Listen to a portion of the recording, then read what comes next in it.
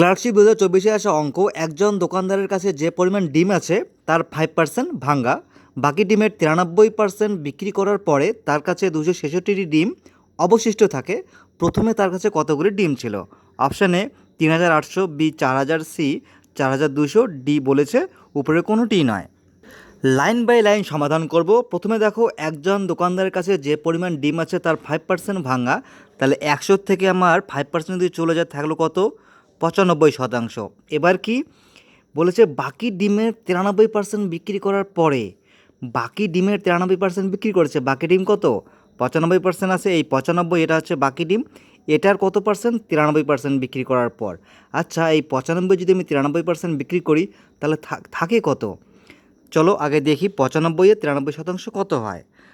100-তে যদি হয় 93, তাহলে 95-এ কত?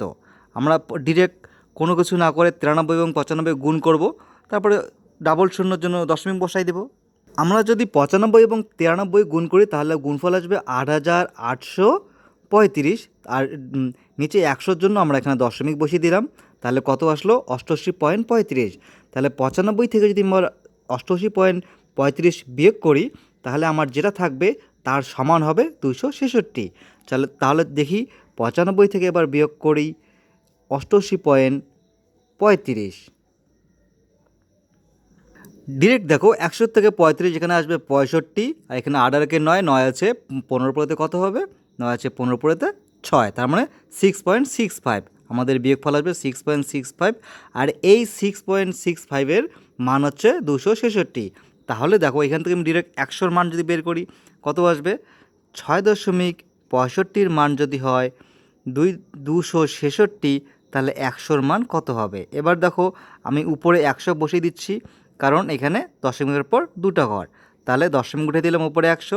এবার দেখো 5, 20, 100। এবার 5 দিয়ে ডিরেক্ট যদি আমরা 665-কে ভাগ কাটাকাটি করি কত হবে?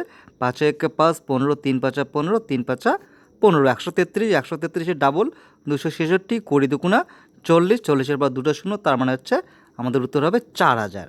4000 কোথায় রয়েছে? 4000 ছিল অপশান বিতে, 4000।